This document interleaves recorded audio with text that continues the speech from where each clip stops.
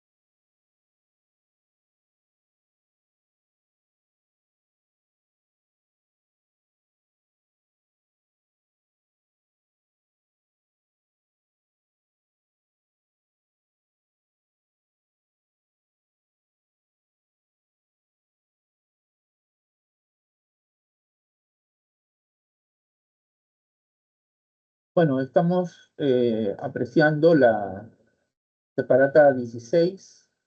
El título general de la misma es Apreciación crítica del arte. Entonces vamos a ir hasta la parte correspondiente, es decir, a la parte de la evaluación, en la cual se encuentra la lectura complementaria. Espero que sea de su agrado y de su interés. Y después de leerla voy a resolver la pregunta que sigue a esta lectura, ¿ya? Las teorías que aíslan el arte y su apreciación colocándolos en un reino que les es propio, desconectados de otros modos de experiencia, aparecen a causa de condiciones específicas extrañas. Como estas condiciones están incluidas en instituciones y costumbres de vida, operan de modo efectivo porque su acción es inconsciente. Entonces, el teórico presume que están incluidas en la naturaleza de las cosas. Sin embargo, la influencia de estas condiciones no está confinada a la teoría. Como he indicado, ya afecta profundamente la práctica de la vida, sustrayendo las percepciones estéticas, que son ingredientes necesarios de la felicidad, o las reducen a excitaciones de compensación agradables y pasajeras. La comprensión del arte y de su papel en la civilización no resulta favorecida con elogios ni ocupándose exclusivamente en grandes obras de arte reconocidas como tales. La comprensión que intenta la teoría será lograda mediante un rodeo, regresando a la experiencia de lo común. Voy a volver a leer. Las teorías que aíslan el arte y su apreciación, colocándolas en un reino que les es propio, desconectados de otros modos de experiencia, aparecen a causa de condiciones específicas extrañas.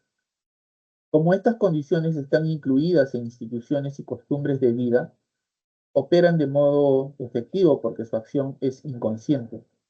Entonces, el teórico presume que están incluidas en la naturaleza de las cosas. Sin embargo, la influencia de estas condiciones no está confinada a la teoría. Como he indicado ya, afecta profundamente la práctica de la vida, sustrayendo las percepciones estéticas que son ingredientes necesarios de la felicidad, o las reducen a excitaciones de compensación agradables y pasajeras. La comprensión del arte y su papel en la civilización no resulta favorecida con elogios ocupándose exclusivamente en grandes obras de arte reconocidas como tales. La comprensión que intenta la teoría será lograda mediante un rodeo, regresando a la experiencia de lo común. Esta lectura ha sido extraída de la obra del filósofo norteamericano John Dewey, El arte como experiencia. Vamos a la pregunta. Considerando el texto leído, se infiere que el arte debe desarrollar fundamentalmente una función A, ética y moral, porque se ocupa de las grandes obras; B, subjetiva, pues la experiencia parte desde los autores; C, psicológica, así se puede expresar el subconsciente; D, de crítica social, a partir de su contacto con lo cotidiano, entendida como generadora de conocimiento filosófico. La respuesta, como podemos observar, se encuentra en la alternativa D de dado, de crítica social, a partir de su contacto con lo cotidiano. El autor critica la intención de aislamiento que se tiene sobre el arte, generando así que éste pierda su función de crítica social y su contacto con la sociedad en sí, edificándose nada más como objeto de contemplación. Claro, en la lectura se puede apreciar, pues, ¿no? Esta crítica, ¿no?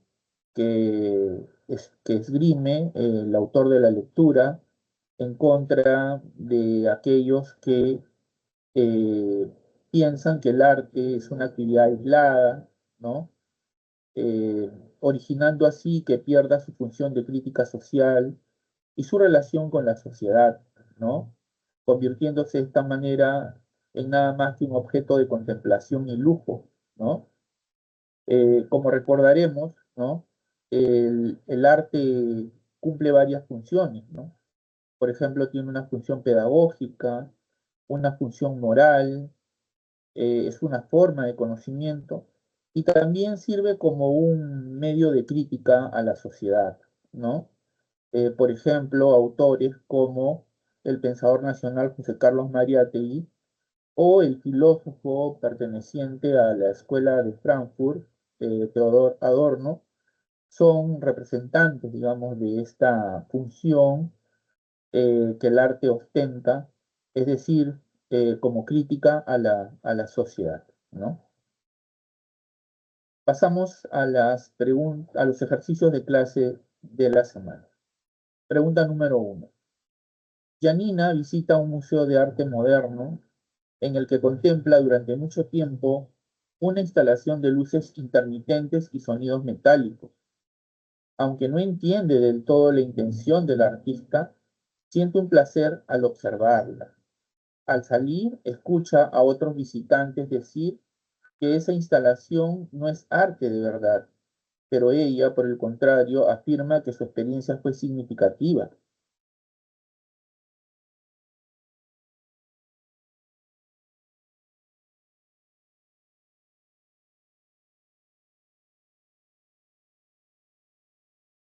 Frente a la obra de arte fue A, la manifestación de la copia de la idea sensible; B, un juicio de gusto autónomo y ligado a la razón; C, entendida como contraria a la opinión de expertos; D, fundamentada teóricamente a partir de la realidad; y E, un viaje dionisiaco hacia lo irracional y artístico.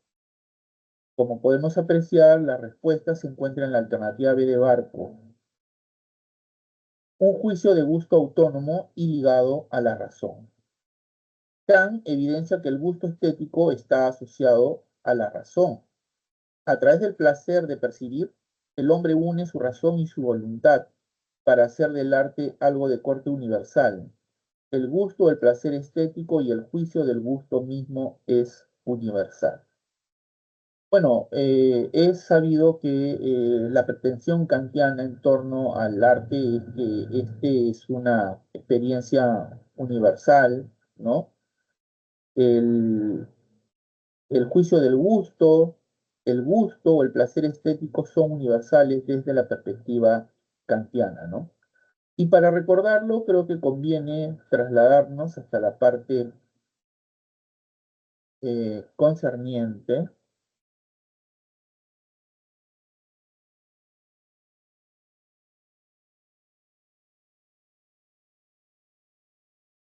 Eh,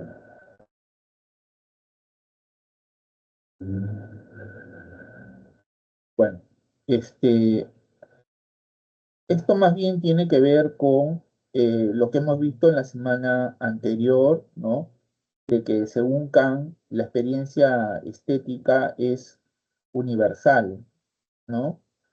Eh, eh, Como se ha leído, ¿no? Hace un momento, para Kant, el juicio estético es subjetivo, pero tiene pretensiones universales, ¿no? Eh, es una experiencia que está, en la que se une, ¿no? La razón y la voluntad, ¿no? Eh, la pretensión kantiana es entonces que el arte es universal, ¿no? Pasamos a la pregunta número 2. Sofía asiste a una exposición en una galería de arte contemporáneo donde contempla una pintura abstracta que representa figuras deformadas y colores intensos. Aunque claramente no hay una historia evidente, la obra le genera una fuerte impresión emocional. Su amigo Marvin le dice que eso no es arte porque no representa nada real. La reacción de Sofía frente a la pintura denota que A. La pintura abstracta tiene muchos detractores actualmente. B. Su forma de conocimiento se ha enriquecido con el arte. C. El amigo de Sofía tiene razón, pues la pintura no expresa nada. D. El arte como símbolo se expresa más allá de la literalidad. E. En el arte, el autor puede explorar sus formas subjetivas. La respuesta se encuentra en la alternativa D. El arte como símbolo se expresa más allá de la literalidad. Veamos la solución. Según Cassirer, el hombre en esencia construye sistemas simbólicos en diversos ámbitos, la religión, la ciencia, el arte, etc. Además, sostiene que el ser humano buscó explicar las representaciones simbólicas y las actividades simbolizadoras a lo largo de la historia. Una de estas actividades precisamente es el arte, la pintura, la música, la literatura, etc. Claro, Cassirer es un filósofo muy, este, vamos a decir así, muy interesante, pero también original, en el sentido que él sostiene que eh, eh, el hombre es un animal simbólico, ¿no? Eh, el hombre ha creado símbolos con los cuales, eh, eh, digamos, ha creado un universo nuevo, paralelo a su universo físico, ¿no? Vamos a compartir nuevamente la separata, creo que conviene hacerlo. Cassirer es un filósofo neocantiano para quien el hombre en esencia construye sistemas simbólicos en diversos ámbitos. La religión, la ciencia, el arte, etcétera, forman parte de ese universo simbólico nuevo que el hombre mismo ha creado, ¿no? Paralelamente a su universo físico, a su universo natural, ¿no? Cassirer buscó explicar las representaciones simbólicas y las actividades simbolizadoras a lo largo de la historia. Una de estas actividades precisamente es el arte, ¿no? La pintura, la música, la literatura, etcétera, ¿no? El texto fundamental en el que Cassirer expresa sus ideas relativas al arte es Filosofía de las Formas Simbólicas, ¿no? Entonces, para Cassirer, el arte es una expresión de ese mundo simbólico que el hombre ha creado y del cual ya no puede escapar, ¿no? Es una perspectiva bastante original e interesante, repito, ¿no? Bueno, quiero dar la bienvenida a Yelén. ¿Qué tal, Ayelen? ¿Cómo estás? Buenas tardes. ¿En qué te puedo ayudar? Profesor, disculpe que lo moleste, pero quisiera preguntar sobre cuál es la diferencia entre la ética y la moralidad. Es que no entendí bien sus definiciones. Claro, encantado de poder ayudarte, pero Lo que sí te pido es que me des unos segundos para buscar la separata en la que se encuentra la diferencia entre ética y moral. Entonces lo que yo propongo es que leamos y a partir de ahí establezcamos la diferencia, ¿te parece? Claro, Muy bien, entonces ahí va. No sé, quiero que me digas si ya se puede ver el documento que estoy compartiendo. sí puede ver, profesor. Muy bien, entonces vamos a leer la parte en la que se establece la diferencia entre ética y moral, ¿ya? Veamos, si bien la etimología y la historia del empleo de ambas palabras no asumen una diferencia entre ética y moral, es posible considerar una diferencia débil. Bueno, quiero hacer una observación que me parece importante. La palabra ética proviene del griego ethos, que quiere decir hábito, quiere decir costumbre. Según el filósofo Martin Heidegger, en su sentido más originario, la palabra ethos quiere decir casa, quiere decir morada del hombre, ¿no? Es decir, desde ese punto de vista, la ética es como una segunda casa del hombre, ¿no? La primera casa es el mundo natural, el mundo físico, ¿no? El mundo biológico, si se quiere, ¿no? Y la segunda casa es el mundo de la ética, ¿no es cierto? El mundo de la ética. Es como una segunda naturaleza que tiene el hombre, ¿no? También quiere decir Sí, carácter, ¿no? También quiere decir carácter, quiere decir hábito, quiere decir costumbre, y se refiere al hecho de que el carácter de una persona se forma con base en los hábitos que uno adquiere a lo largo de su vida, principalmente en la casa, ¿no? Por influencia de los padres, en la escuela, por influencia de los maestros, etcétera, ¿no? La palabra moral, en cambio, es de origen latino. Moral viene de mos, en plural mores, que quiere decir también hábito y costumbre. O sea, desde ese punto de vista, no hay una diferencia clara entre ética y moral, ¿no es cierto? Significan lo cierto. Sin embargo, hay, como se ha dicho, una diferencia débil, ¿no? La preocupación más marcada de la ética es por el sentido de la vida y por la aspiración de un ideal de vida basado en las acciones buenas y virtuosas, mientras que la moral se preocupa por un modo de vida fundamentado en normas, deberes, obligaciones universales, ¿no? Si se quiere, la ética es una disciplina filosófica, ¿correcto? La ética es de carácter teórico, la moral es de carácter práctico. Ahí tienes una diferencia importante. Repito, la ética es de carácter teórico, la moral es de carácter práctico. La ética se refiere a una disciplina filosófica que tiene que ver con la corrección o incorrección de nuestras acciones, ¿no? Mientras que la moral, que tiene un carácter más práctico, como dije, es un conjunto de mandatos, de normas, de deberes que orientan nuestra conducta, ¿no? Por ejemplo, normas morales son eh, no mientas, no robes, ¿no? O por ejemplo, estos preceptos cristianos que forman parte de la moral cristiana, ¿no? Ama a Dios por encima de todas las cosas, honra a tu padre, a tu madre, ¿no? Bueno, etcétera, etcétera, ¿no? Entonces, toda cultura tiene un conjunto de principios, de mandatos, de preceptos que orientan su conducta, ¿no? Eh, entonces, esa es básicamente la diferencia que existe entre ética y moral. La ética es de carácter teórica, la moral es de carácter práctico, ¿no? La ética reflexiona sobre la moral. La ética es una reflexión sobre la moral y los elementos que componen la moral. Por ejemplo, la norma moral, este, la persona moral, entre otros conceptos, ¿no?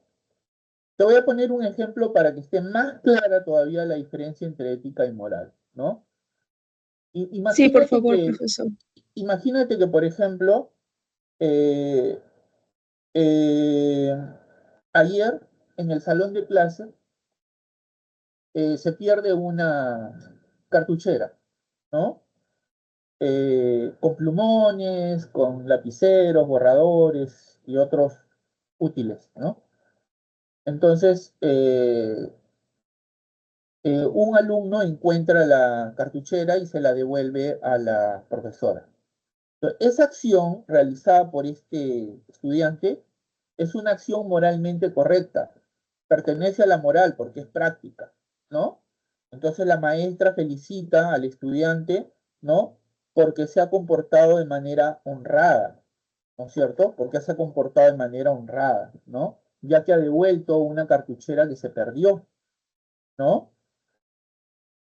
En la noche, la profesora reflexiona sobre lo que sucedió en el salón de clase, ¿no? Y se plantea una serie de preguntas, como por ejemplo, ¿por qué es importante la honradez para la vida social? ¿Por qué es importante que las personas sean honradas? ¿Qué es la honradez? ¿No? Entonces ahí ya estamos en el plano de la ética, ¿no? O sea, cuando nos planteamos preguntas de este tipo, ¿no es cierto? Ya saltamos a otro plano, pasamos del plano práctico al plano teórico, al plano reflexivo, ¿no? Entonces, eh, ingresamos al campo de la ética, ¿correcto? No sé si está clara la explicación o necesitas que te aclare mejor las cosas, Ayelén. Con toda confianza, por favor. No, profesor, más bien muchas gracias. Recién puedo entender porque me estaba confundiendo bastante con eso de la moral, la ética y muchas gracias, en serio. Me Te voy a ayudó hacer una bastante. pregunta, ¿ya? Sí. Bueno, tú sabes por tus conocimientos de historia que nosotros somos descendientes, ¿no? De un gran imperio, ¿no es cierto? Eh, que alcanzó, eh, eh, digamos, muchos adelantos, muchos logros en una diversidad de campos, ¿no? El arquitectónico, escultórico, bueno, etcétera, pero también en el plano cultural, ¿no? En el Tahuantinsuyo, la moral se regía por ciertos principios, ¿no? ¿Conoces el famoso ama sua, ama yuya, ama aquella? Seguramente, Sí, por lo que entiendo. ¿no es cierto? No seas Sí. mentiroso, no seas ladrón, ¿no? Etcétera, ¿no? Bueno, digamos, cuando una persona eh, miente, está en el plano de la moral, o cuando decide no mentir, está en el plano de la moral. ¿Me entiendes? Que es un plano práctico, ¿no? Hemos dicho que la moral está formada por deberes, mandatos, principios que orientan nuestra conducta, ¿no?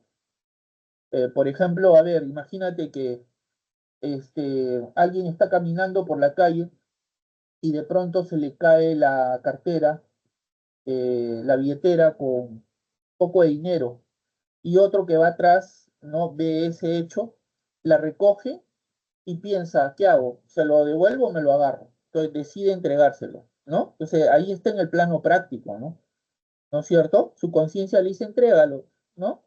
Ya, entonces ha obrado correctamente, ¿no? Se ha comportado de acuerdo a una regla moral, ¿no? Ahí estamos en el plano de la moral, repito. Pero cuando tú, ¿no es cierto? Cuando tú reflexionas acerca de, por ejemplo, ciertos eh, de valores morales como el bien, ¿no? ¿Qué es el bien? Así como hizo, por ejemplo, en su momento Sócrates o Aristóteles o el mismo Platón, ¿no? Por ejemplo, Sócrates decía que el bien consiste en actuar de acuerdo con la virtud, ¿no? O sea, eh, para ser bueno hay que ser virtuoso, ¿no? Hay que saber en qué consiste el bien para ser buenos, ¿no? Por eso es que a su moral se le conoce como intelectualismo ético, ¿no? intelectualismo ético, porque él decía que la persona sabia, la persona que sabe el significado correcto del bien, de la justicia, obrará bien. Basta con saber qué es el bien para actuar bien.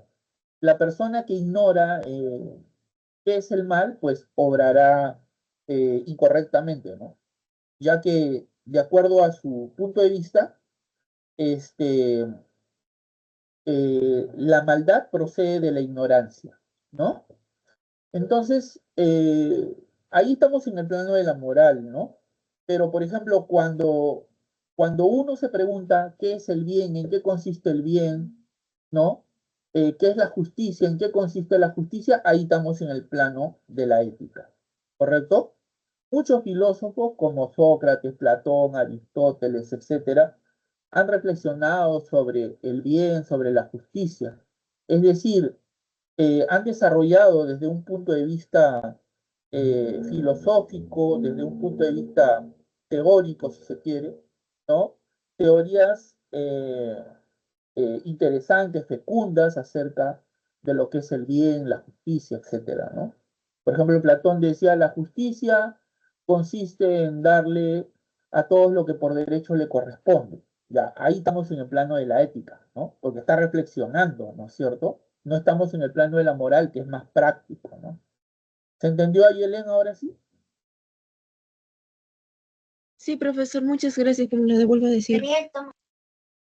Muy bien, mira, te digo, no sé si es la primera vez que ingresas a este servicio, pero en todo caso te comento que el servicio de consultas académicas ha sido creado para aclarar dudas, para ayudar al estudiante a que profundice sus conocimientos.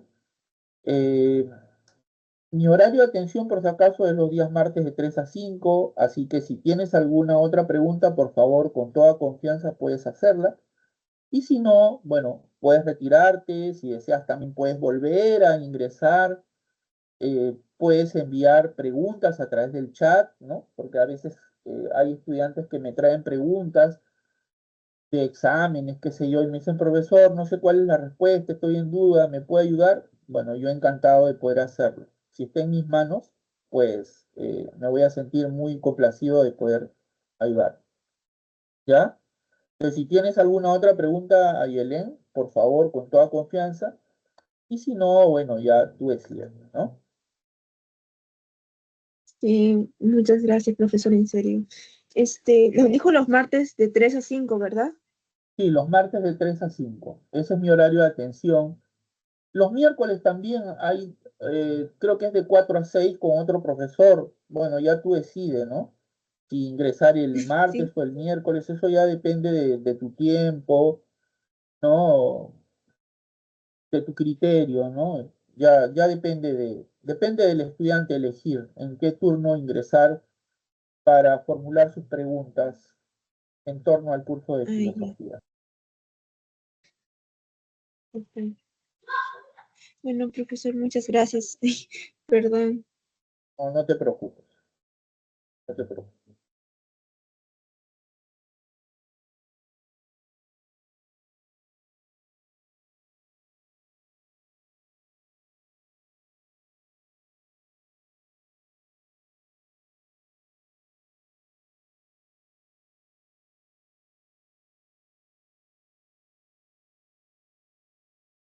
Bueno, entonces vamos a seguir resolviendo eh,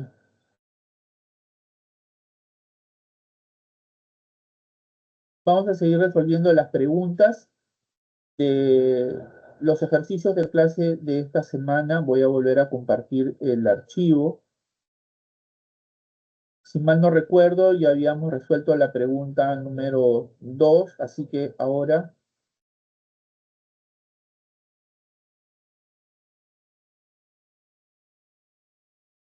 Ah, perdón, habíamos resuelto la uno y la 2. Vamos a pasar a la pregunta número 3, ¿correcto? En una conferencia sobre movimientos de vanguardia, un estudiante plantea que el cubismo, con su intención de ser un movimiento artístico, analítico y geométrico, pierde toda emoción y expresión del alma, especialmente si se lo compara con el expresionismo, donde la intensidad emocional es fundamental. Otro estudiante, sin embargo, arguye que cada movimiento tiene su propósito estético y simbólico particular. A partir de esta situación, una crítica válida al cubismo, desde el punto de vista del expresionismo, sería, voy a volver a leer la pregunta para una mejor comprensión. En una conferencia sobre movimientos de vanguardia, un estudiante plantea que el cubismo, con su intención de ser un movimiento artístico, analítico y geométrico, pierde toda emoción y expresión del alma, especialmente si se lo compara con el expresionismo, donde la intensidad emocional es fundamental. Otro estudiante, sin embargo, arguye que cada movimiento tiene su propósito estético y simbólico particular. A partir de esta situación, una crítica válida al cubismo desde el punto de vista del expresionismo sería A, que el cubismo prioriza la estructura visual y descuida la subjetividad. B, señalar la falta de reproducción de las obras clásicas del cubismo. C, que los colores utilizados por el cubismo no representan lo real. D, argumentar la necesidad de renunciar a toda la literalidad del arte. Y E, que el cubismo presenta una visión sumamente caótica del mundo. Como podemos apreciar, la respuesta se encuentra en la alternativa A, de avión, que el cubismo prioriza la estructura visual y descuida la subjetividad. El expresionismo busca transmitir la emoción interior, lo trágico, lo existencial, ¿no?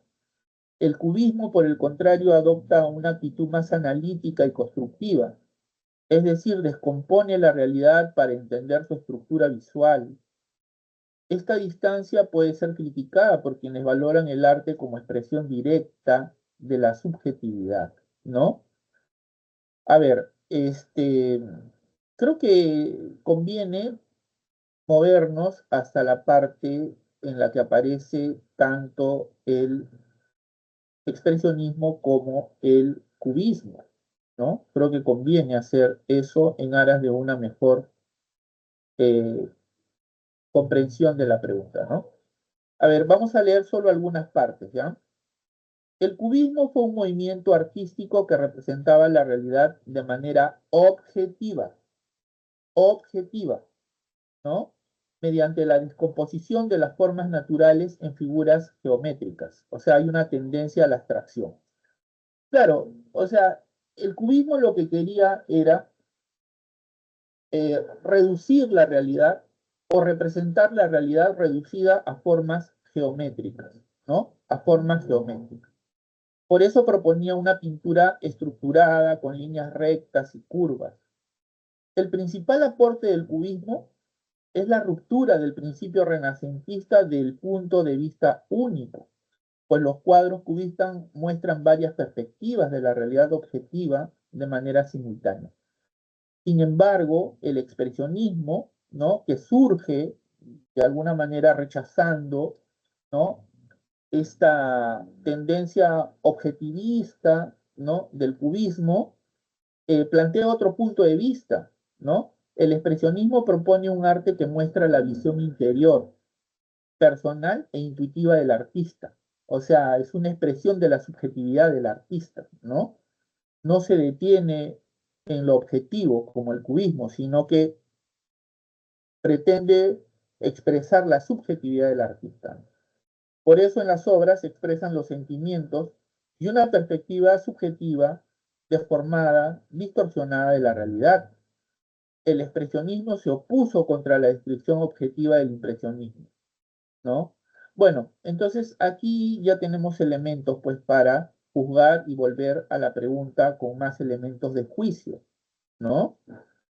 Entonces, volvamos, ¿no? Dice, en una conferencia sobre movimientos de vanguardia, un estudiante plantea que el cubismo, con su intención de ser un movimiento artístico analítico y geométrico, pierde toda emoción y expresión del alma, especialmente si se lo compara con el expresionismo, donde la intensidad emocional es fundamental. Claro, porque como hemos visto hace un momento, el cubismo, ¿no? pretende, digamos, representar la realidad eh, de un modo objetivo, aunque claro está reducida a formas geométricas, ¿no? Eh, en cambio, el expresionismo, ¿no es cierto? Lo que plantea es la expresión de la subjetividad del artista, ¿no? Veamos. Otro estudiante, sin embargo, arguye que cada movimiento tiene su propósito estético y simbólico particular. A partir de esta situación, una crítica válida al cubismo desde el punto de vista del expresionismo sería que el cubismo prioriza la estructura visual y descuida la subjetividad, ¿no? El expresionismo busca transmitir la emoción interior, lo trágico, lo existencial, ¿no? Los sentimientos, las emociones del artista, ¿no? El cubismo, por el contrario, adopta una actitud más analítica, ¿no? Analítica quiere decir que descompone, ¿no? Un objeto, ¿no? Lo descompone en sus partes, ¿no? Eh, es decir, descompone la realidad para entender su estructura visual. Esta distancia puede ser criticada por quienes valoran el arte como expresión directa de la subjetividad, o sea, por los partidarios del expresionismo. Muy bien, interesante pregunta. Vamos a la pregunta número 4. Durante una actividad escolar se proyecta la película Dead Poets Society, la Sociedad de los Poetas Muertos, con la finalidad de discutir el papel del arte y la literatura en la formación del carácter. Uno de los estudiantes comenta que dicha película muestra cómo la poesía y el pensamiento libre pueden transformar la vida de los jóvenes. De acuerdo a la relación del arte con la sociedad, se infiere que esta película cumple con una función. A ver, vamos a volver a leer.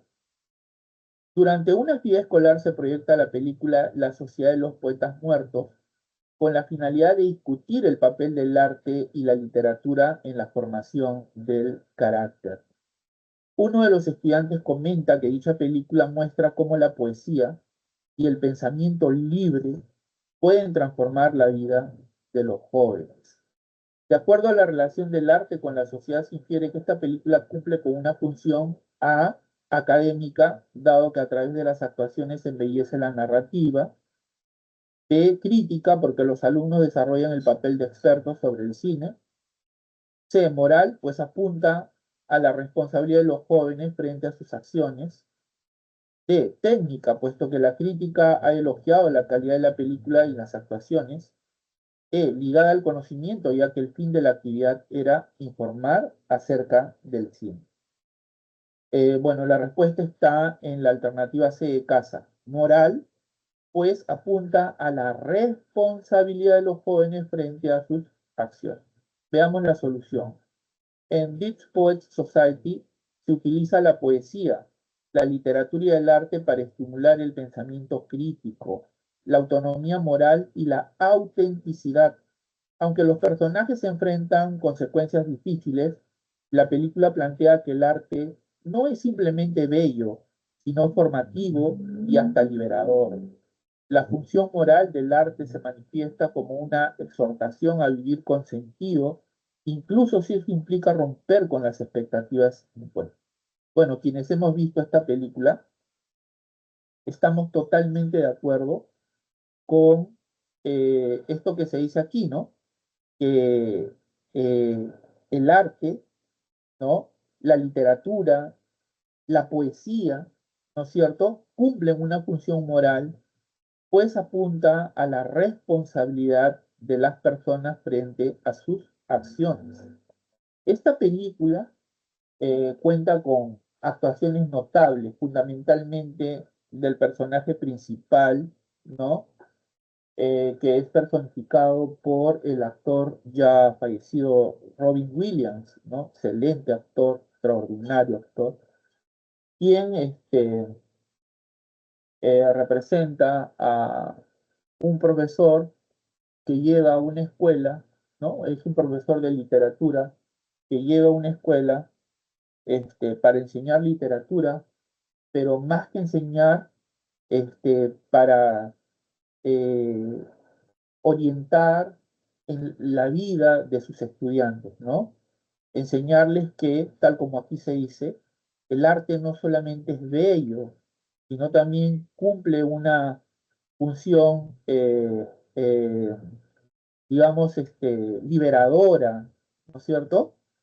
Que puede transformar la vida de las personas. Incluso aun cuando esto implica romper con las expectativas que otros, como nuestros padres, han puesto en nosotros, ¿no? La película tiene momentos bastante dramáticos y hasta trágicos, ¿no? Porque en la película paralelamente se observa, se puede apreciar la vida de varios estudiantes. Hay uno que quiere ser, que sueña con ser actor de teatro, pero sus padres no lo dejan porque quieren que él sea un médico, ya que los padres no quieren que éste sufra penurias, carencias económicas. En otras palabras, y para decirlo en un lenguaje más sencillo, no quieren que se muera de hambre. Y por eso lo obligan a renunciar, digamos, a su sueño para cumplir con las expectativas que estos tienen sobre su hijo. Pero el estudiante, desobedeciendo a sus padres, eh, decide llevar pues una vida auténtica, eh, quiere ejercer su libertad, ¿no? Para elegir lo que considera que lo hace feliz, lo que llena su vida. Participa en una obra de teatro robándose los aplausos del público, pero los padres se dan cuenta de que ha desobedecido, lo llevan a casa, lo reprimen y le dicen que lo van a retirar de ese colegio. Bueno, al final el estudiante se suicida, ¿no? Porque considera que sus padres no lo dejan ser lo que él quisiera ser. Una película que tiene momentos bastante dramáticos, pero que nos alecciona en el sentido de que el arte no solamente es bello, sino también cumple una función moral, liberadora, formativa, ¿no? Muy bien. Entonces, vamos con la pregunta número 5. En un viaje a Londres, Ignacio visita el Tate Modern, donde observa la obra One de Liechtenstein. Esta pintura imita las características del cómic, por lo que a muchos asistentes al museo les parece más bien una burla hacia los estándares artísticos. La situación descrita pone de manifiesto una de las características del arte pop, la cual busca a simbolizar a través de figuras geométricas lo que pasa en el mundo, b, expresar los sentimientos y subjetividades del artista en sus obras, c, reproducir las características de la naturaleza a través de sus obras, d, cuestionar el valor monetario que poseen muchas obras modernas, e, convertir lo popular en arte, desafiando a la llamada élite artística. Como podemos apreciar, la respuesta se encuentra en la alternativa E de nano, convertir lo Ay, popular en arte, desafiando a la llamada élite artística. Veamos la solución. Liechtenstein reproduce el estilo de impresión comercial de manera artesanal, lo que genera que lo masivo, o sea, el cómic, se vuelve único. Al hacerlo, problematiza qué se entiende como arte serio y qué no. A su vez, abre el camino para legitimar imágenes populares dentro del museo. Bueno, voy a hacer un alto para darle la bienvenida a... Perdón, un momentito, disculpen. A la estudiante Ángela. Eh, ¿Qué tal, Ángela? Buenas tardes. ¿En qué te puedo ayudar? Mi nombre es Wilber Almonte, soy profesor de filosofía. ¿Cuál es tu pregunta, por favor?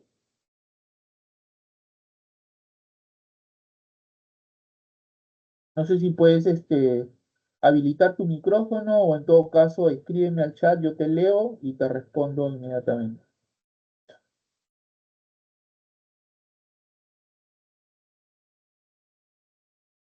¿Tienes pregunta, Ángela?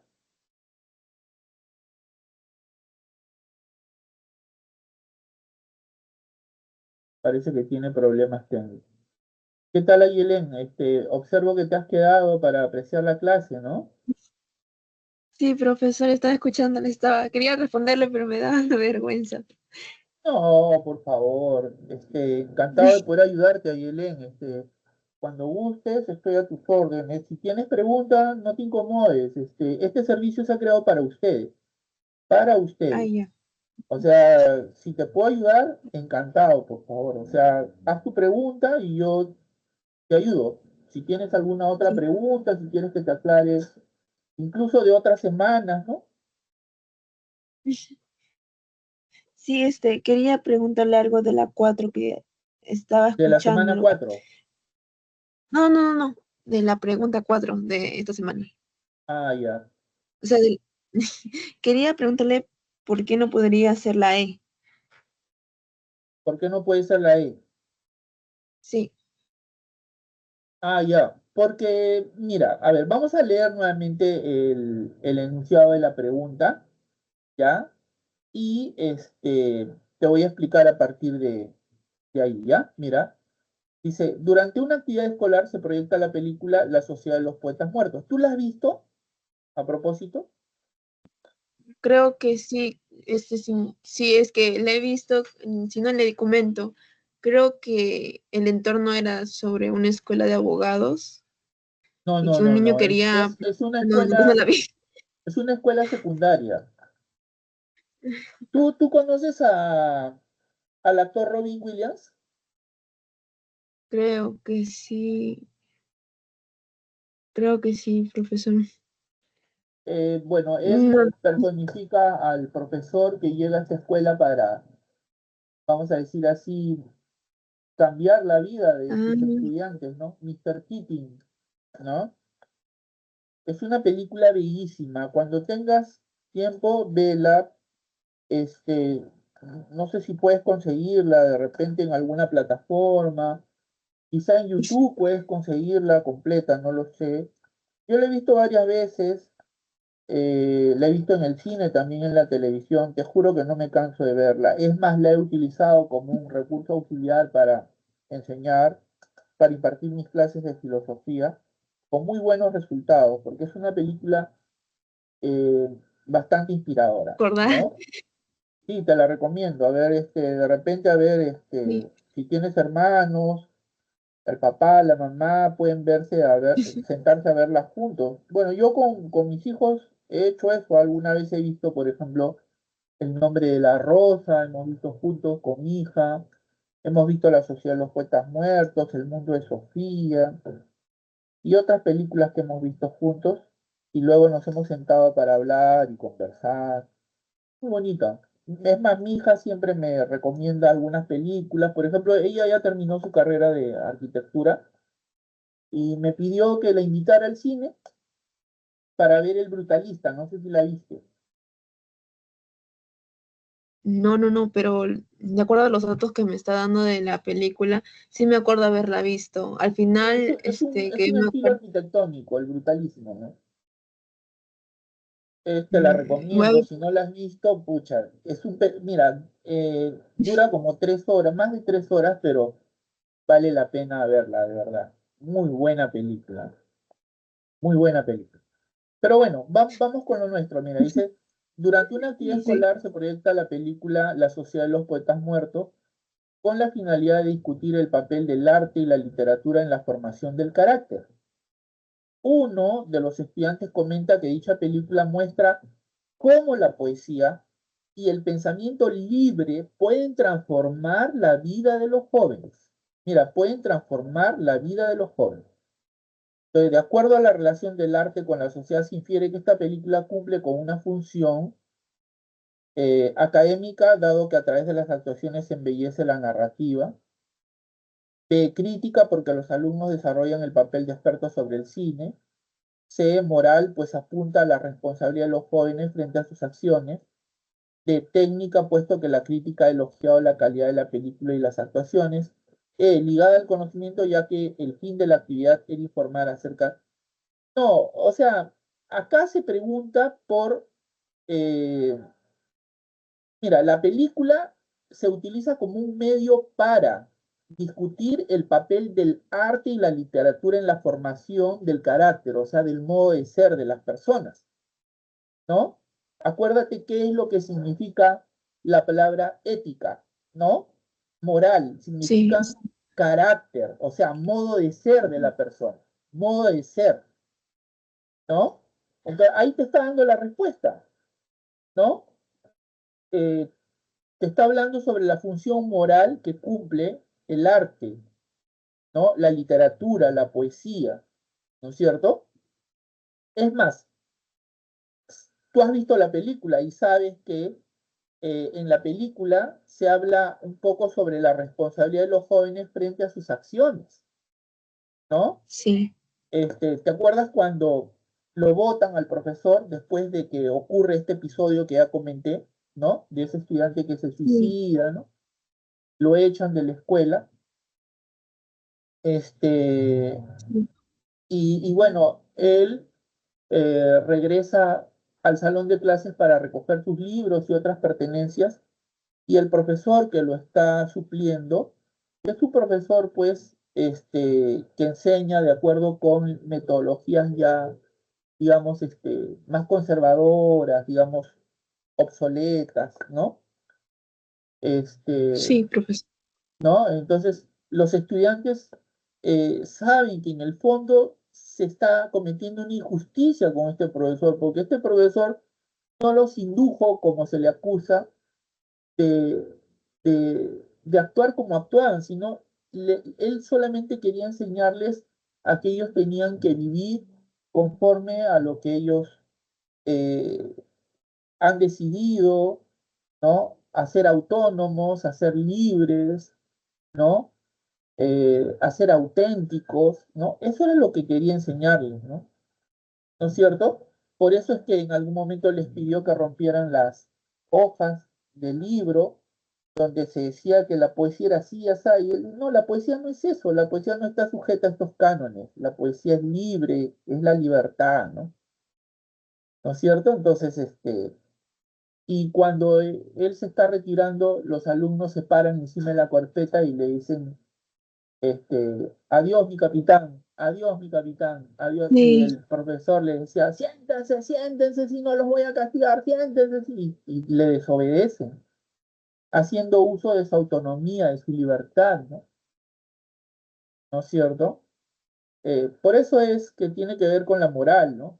Apunta a la responsabilidad de los jóvenes frente a sus acciones. Ya, pues que me castiguen si piensan que estoy haciendo mal, pues, ¿no?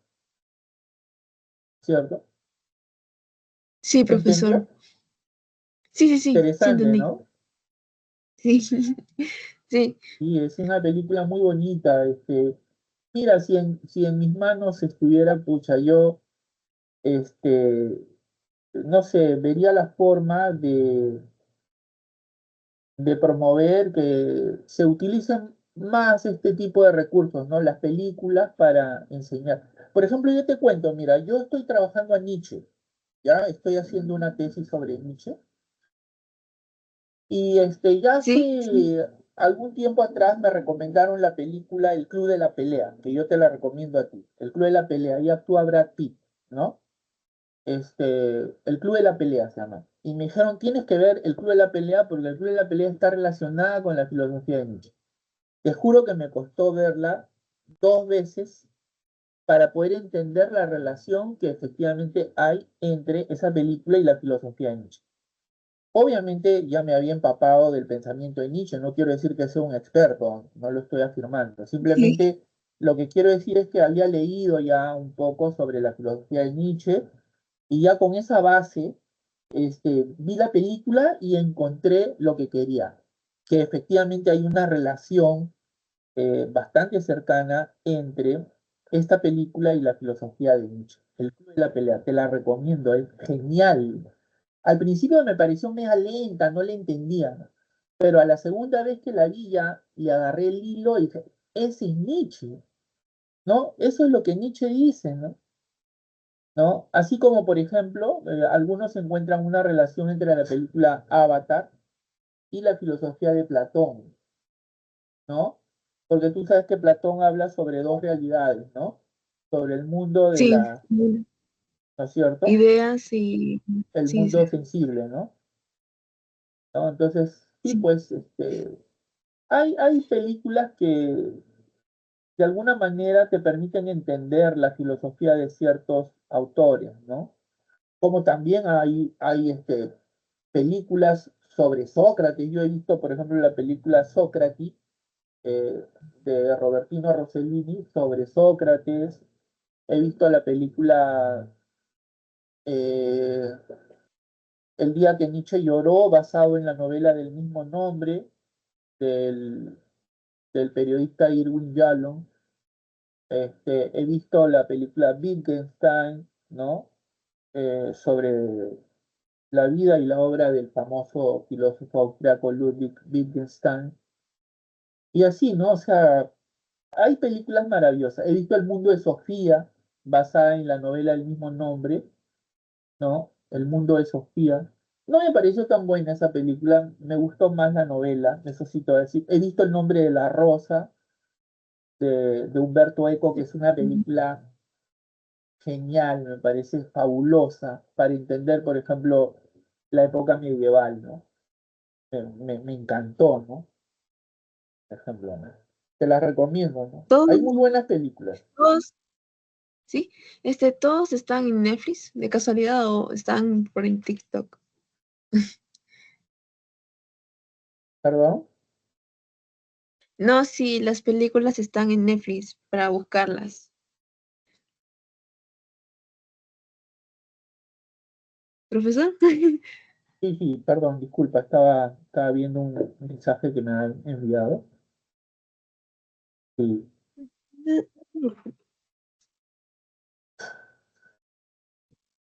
sí, ¿qué me decías? Le decía que si la película, La Rosa estaba en Netflix, o para yo si no buscarlo. No sé, yo ya no tengo Netflix porque ya no tengo tiempo para ver tantas películas. Bueno, tuve algún tiempo. Lo que pasa es que en Netflix paran quitando algunas películas, ¿no? O sea, después de algún tiempo las quitan, ¿no? Van renovando su cartelera. No sé si estará, pero en todo caso, mira, búscala en YouTube, El nombre de la rosa, eh, con la actuación de Sean Connery, que es una actuación genial, genial, te va a encantar. Trata sobre los asesinatos que se cometen dentro de un monasterio, ¿no? De un monasterio. Y eh, y bueno, cómo a este monasterio llega un monje franciscano de nombre William de Baskerville para esclarecer las muertes que se están cometiendo, ¿no? Y él descubre que esas muertes que se las atribuyen al demonio, a espíritus demoníacos, qué sé yo, no se cometían de esa manera, o no se cometían por tal fin, sino que tenían otra causa, y era evitar que se divulgue la existencia de un libro que se perdió, que pertenece a Aristóteles, que se llama Sobre la poiesis, ¿no? O sea, sobre la, sobre la retórica. Entonces, eh, ese libro se perdió. No sé si tú sabes que los, los sacerdotes dominicos cumplieron una labor muy importante porque guardaban en sus bibliotecas los libros eh, de los autores de la antigüedad, ¿no? Lo que pasa es que cuando un pueblo conquistaba a otro, quemaba sus bibliotecas, ¿no? Como una forma de condenarlos a la barbarie, a la traza. Entonces ellos rescataban estos libros y los escondían en sus, en sus claustros, ¿no?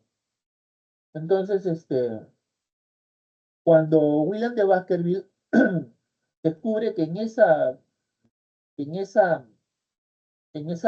ese monasterio había una biblioteca secreta donde se escondía esta obra de Aristóteles, este, descubre que las páginas del libro habían sido envenenadas con arsénico para que todo aquel que se atreviera al leerla, se envenenara, muriera envenenado, ¿no? Porque tú sabes que para pasar una hoja a veces uno moja el dedo con la lengua, ¿no? Y así era como se envenenaban, ¿no? Exacto. ¿No es cierto? Se envenenaban. Entonces todos morían con el dedo negro, la lengua negra, por el arsénico.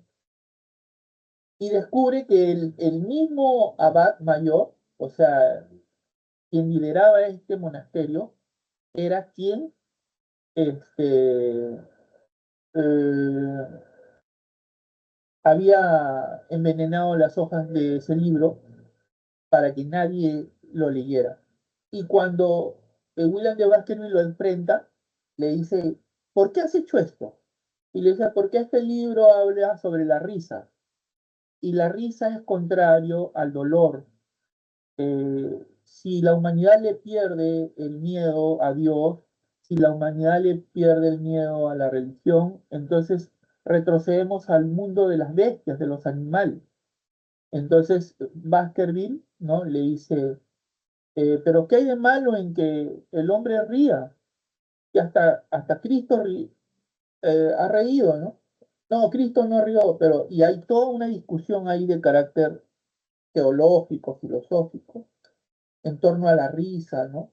Baskerville le decía que la risa no es propia de los animales, porque dice, no, solo se ríen los chimpancés. Y le dice, no, porque la risa es un rasgo distintivo del hombre, le dice. Y bueno, hay toda una discusión ahí muy interesante, y al final ese abad, enceguecido por sus pensamientos, decide prenderle fuego a la biblioteca y prefiere morir quemado con estos libros antes de permitir que estos libros lleguen a las manos de la gente, ¿no? Y Baskerville logra rescatar algunos libros del fuego, ¿no? Es muy interesante. Profesor, Y, si digamos que la gente pierde el miedo a Dios, ¿usted cree que el cristianismo tomaría medidas para que ese miedo vuelva? perdón, no te escucho. Y, digo, si, en alguna época que sí, que va a seguir se pierde el miedo a Dios, por lo tanto, se deja se dejan de llegar creyentes al cristianismo o van desapareciendo o van saliendo de la religión. ¿Usted cree que tomaría medidas para que vuelva ese miedo? Yo creo que no, al contrario, mira, si tú te das cuenta, con el transcurrir del tiempo hay muchas cosas que se han renovado dentro de la iglesia, hay otras que permanecen, ¿no? Este, y eso es lo que plantea, por ejemplo, la película Cónclave, no sé si la viste, yo la vi con mi hija justo antes de que salga elegido este nuevo papa, en el cine se estrenó la película Cónclave, que es todo el proceso para elegir a un nuevo papa, ¿no?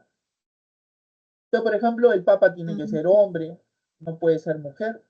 Pero, por ejemplo, mira, mi papá falleció el año pasado y le hacemos misas virtuales. Y, por ejemplo, hay misas que son oficiadas por madres, ¿no? Varias de las misas Sí. que le hemos hecho a mi papá han sido oficiadas por madres. Antes eso era impensable. Por ejemplo, antes las mujeres no podían entrar, qué sé yo, con minifalda, con short. A los varones también no votaban. Si entrabas con bermuda a la iglesia, el padre te votaba, ¿no? Este, el padre hacía la misa de espaldas al público, ¿no? Antiguamente las misas eran en latín. O sea, hay una serie de cosas que han ido cambiando, ¿no? Pero ¿por qué te digo eso? Mira, por ejemplo, antes yo me acuerdo que mi abuela me llevaba a la misa, ¿no? Me llevaba a la misa y las canciones eran las de siempre, ¿no? Este, pero después, veía que habían grupos con guitarras eléctricas, con baterías, con canciones, digamos, más juveniles, más dinámicas, pero con el mismo sentido, la misma profundidad, la misma espiritualidad que las canciones de antaño, ¿no? Entonces se han ido renovando como una forma de que la iglesia también se vaya adecuando a los nuevos tiempos, porque todo cambia, ¿no? ¿Me entiendes? Exacto. Ahora, Sí, sí, sí. yo no creo que este, eso de, de infundir miedo eh, gane terreno para la religión o abone en favor de la religión. Yo creo que es al contrario, ¿no? Este, yo más bien lo que creo es que la iglesia debería seguir renovándose, ¿no es cierto? Este, evitar los escándalos en los que por desgracia se ha visto envuelta, ¿no? O sea, casos bastante polémicos que prefiero evitar, ¿no? De pederastía, qué sé yo, pero debería renovarse y más bien proponerse renovar la fe de la iglesia, ¿no? De la gente, tratar de llegar, ¿no? A la gente que sufre, no quedarse encerrada entre sus cuatro paredes y no salir como hacen algunos sacerdotes que van, ¿no es cierto? Como dice la canción Pescador de Almas, ¿no? Este, tendiendo sus redes para encontrar nuevos seguidores, ¿no? ¿No? Yo creo que Sí, debe haber una renovación en ese sentido, ¿no? ¿No es cierto? sí, En este sentido han habido pero también encíclicas fundamentales, por ejemplo, mira, la Rerum Novarum, fíjate, este papa, ¿no? ¿Cómo se llama el nuevo papa? A ver, ahí León. creo que era León León tercero, XIV, León algo, XIV, León ya. 14. Y es como un homenaje a su antecesor León XIII, el que escribió Rerum Novarum. León XIII, su antecesor, o sea, él ya pues realizó su pontificado hace mucho tiempo, ¿no? Este, escribió la encíclica Rerum Novarum, en la que habla sobre el tema del trabajo, la situación del trabajador, del proletariado mundial, ¿no? Entonces, hay un acercamiento de la iglesia, digamos, a estos problemas sociales, acordes con los tiempos en los que se vive, ¿no? Yo creo que está muy bien eso, ¿no? O sea, a mí me parece que la iglesia no debería estar alejada de estos asuntos, ¿no? Sin que pierda también, pues, ¿no? Eh, digamos, su esencia, su carácter, ¿no? ¿Entiendes? Sí, pero ¿no le parecería un poco, o sea, no tendría duda de qué es lo que podría hacer en el caso de que haya pérdidas en creyentes por parte ese del cristianismo? ¿No cree usted que haría algo? ¿O seguiría normal dando su palabra? La verdad es que yo no creo por la cantidad de creyentes que tiene, más aún en Estados Unidos, y que Ya. también la otra mayoría está en Latinoamérica. Sí, pues es ¿Usted qué verdad. piensa? Eh, sí, bueno, hay cierto riesgo, ¿no? Pero yo creo que en suma la iglesia tiene que adaptarse, ¿no? A los nuevos tiempos. Eso es lo que yo recojo, ¿no? Entiendo. Y si Sí. no se llegara a adaptar como se Bueno, espera, yo creo que el riesgo es que va a seguir perdiendo fieles, ¿no? Mira, yo sí, pienso que actualmente en el mundo existe una gran necesidad de espiritualidad, tanto de que la gente busca cada vez estar cerca, ¿no? Ya sea, por ejemplo, ¿por qué crees que ahora hay tantos que creen en ovnis, en extraterrestres? Porque quieren algo que les dé sentido, que los oriente, ¿no? Que dé respuesta a sus inquietudes. Entonces, si la Iglesia Católica, digamos, con todos los problemas que ha venido atravesando, eh, con esa, yo diría con esa, a ver, ¿cómo lo digo? Con ese distanciamiento eh, que lo ha caracterizado en los últimos tiempos, creo que no. Han habido papas que han tratado de acercarse, por ejemplo, Juan Pablo II, el papa peregrino que viajaba de un lugar a otro, iba a los lugares donde, aun cuando estaban vino acá en tiempos del terrorismo, ¿no? Ha ido a lugares donde había conflictos sociales, guerras eh, intestinas, o sea, internas, en África. Yo creo que el Papa tiene que hacer mucha labor en este sentido como cabeza de la iglesia, ¿no? La iglesia tiene que salir de sí, ¿no es cierto? Vivimos un tiempo donde, eh, al mismo tiempo que la gente, digamos, se aprecia una secularización creciente en muchas actividades, pero al mismo tiempo también se aprecia una gran necesidad de espiritualidad, eh, y que le da sentido la gente quiere algo que le dé sentido a su vida, ¿no? Acuérdate de la obra esta de este, de este psicólogo Eric Fromm, El hombre en busca de sentido, ¿no? El hombre cada vez busca un sentido para su vida, ¿no? Y si no lo encuentra dentro de su religión, si no le satisface, pues busca otras clases de creencias, ¿no? ¿Me entiendes? Entonces, Sí, yo creo que ahí nos falta adaptarnos, ¿no? Nos falta adaptarnos sin perder la esencia, obviamente, pero hay que ir adaptándonos a los nuevos tiempos, a los cambios que se viven, ¿no? Ya te he dicho, por ejemplo, en entiendo. mis tiempos, cuando yo era pequeño, era impensable, pues, lo que se ve ahora, ¿no? Eh, eh, Misas en las que se aparecen jóvenes con sus guitarras eléctricas y todo cantando canciones, cristianas, ¿no? A ritmo de rock, qué sé yo, ¿no? Más alegres, ¿no? Entonces, que hacen que, digamos, la misa sea menos, o sea, sea más atractiva en todo caso, ¿no? Para que la gente joven acuda, ¿no? ¿Entiendes? A mí me parece muy Sí, bien así. Bueno, ese es mi punto de vista, ¿no? Muy bien. profesor, Sí, dime, Ayelen. este, no, mejor no, mejor para que siga con las preguntas y respuestas de Lesbos, quería Claro que sí. preguntarle, quería seguir. Gracias. Le doy la bienvenida a María Fernanda, a Edwin y a Dora. No sé quién quiere preguntar. Bienvenidos a Consultas Profesor, Académicas. buenas tardes. ¿Qué tal? ¿Cómo estás? Bueno, yo quería que me explique un poquito sobre filósofos, o sea, sobre la postura, ¿no? O de qué trata lo que dice el filósofo de Max Schlecher. Me gustaría saber un poco más sobre él, o entenderlo un poquito. ¿Qué filósofo? Perdón. Max Schlecher, creo que se llama. Es Scheller.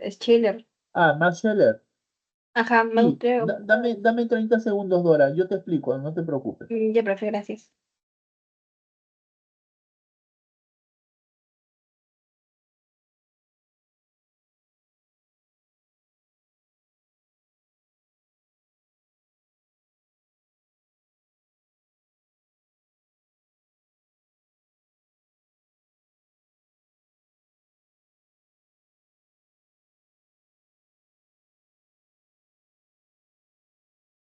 Ya, Dora, quiero que me permitas rápidamente, este, buscar la semana 11 en la que aparece el pensamiento de Max Scheler. ¿Te parece?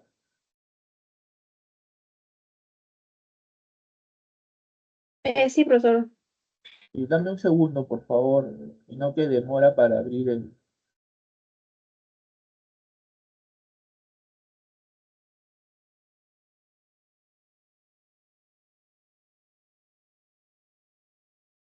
Ya, voy a compartir, ¿ya?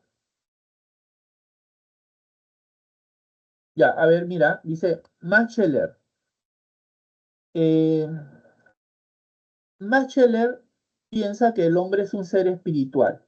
O sea, que lo distintivo en el hombre es el espíritu, ¿no? El espíritu convierte al hombre en una persona, ¿no? Y se distingue de los demás seres porque tiene autonomía existencial, o sea, es libre, puede objetivar o representar el mundo y tiene autoconciencia. O sea, mira, el espíritu hace que el hombre sea una persona. ¿Qué diferencia una persona de un individuo que tiene libertad y tiene conciencia? O sea, el hombre se da cuenta de lo que hace, ¿no? Además es libre, es decir, puede vivir como quiere, puede elegir cómo vivir, ¿no? Tiene autonomía o existencial o libertad. O sea, el hombre es libre, el animal no. El animal, según Scheller, vive preso de sus instintos. Por ejemplo, cuando el animal tiene hambre, come. Cuando tiene ganas de dormir, duerme. Cuando llega la época de celo, busca que aparearse, ¿no? Y no puede decirle no a sus instintos. En cambio, el hombre sí. Mira, hay muchos hombres que por iniciativa propia deciden vivir una vida célibe, dedicada al celibato, o sea, lo cual quiere decir absteniéndose de tener relaciones sexuales. A veces el hombre, por, por,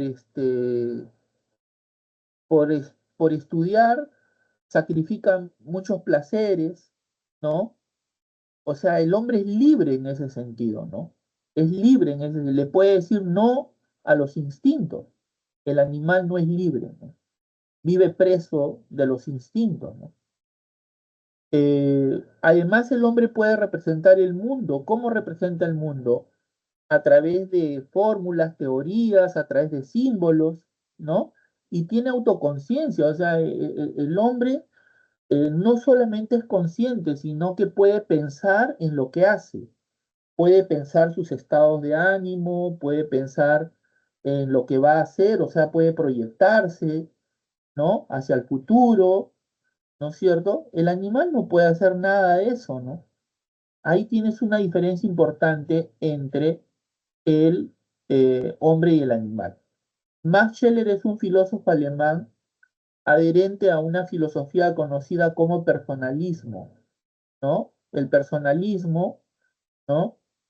Es la corriente filosófica a la que pertenece este gran filósofo, quien sostuvo que el hombre es fundamentalmente un ser espiritual. Si el hombre es porque tiene espíritu, el animal no posee espíritu. ¿Y cuál es la consecuencia de la espiritualidad en el hombre? Que el hombre es persona, el animal es un simple individuo, ¿no? Es un individuo. El hombre es individuo, pero también es persona, ¿no? ¿Y qué hace que seamos personas? La conciencia y la libertad. ¿Correcto? Muy bien, espero haber sido claro, Dora. A ver, contéstame. Sí, sí, profe. Lo que pasa es que eso preguntaron en el examen 3 y te decía todo lo que usted dice, ¿no? De que él dice que ahí tiene autonomía, libertad, autoconciencia y esto lo eleva a la categoría de, y como usted repitió muchas veces persona, imagino que esa es la clave, ¿no? O sea, diferencia de animal a, o cualquier humano a persona, ¿no? Claro, exacto. Sí, profesor, Sí, gracias. Edwin, perdóname que te haya hecho esperar. Estaba atendiendo a tu compañera. Dime, ¿en qué te puedo ayudar?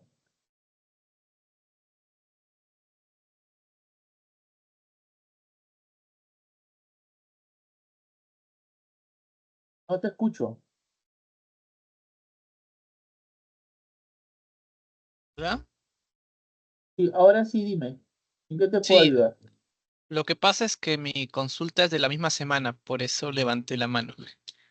Ah, ok. Es ¿Cuál? de, sí, es del Dasein, porque, bueno, el profesor lo mencionó, me acuerdo esa semana, y bueno, investigando un poco veo que es del filósofo Heidegger. Heidegger, que Heidegger. claro, actualiza un poco la pregunta por el ser, que Sí, es un tema que hemos visto que también está, ¿no? En Aristóteles. Y bueno, de lo que entiendo, el Dasein sería el ser ahí y a la vez exacto. la esencia del hombre, que lo conecta con Scheller, o yo lo conecto porque es consciente de su finitud, ¿no? Entonces, Sí, si Scheller dice que somos libres y conscientes, en el caso de Heidegger al menos se enfoca más en la existencia, ¿no? Del ser ahí, o sea, del hombre como un existente, ¿no? Que a la vez es consciente de su finitud.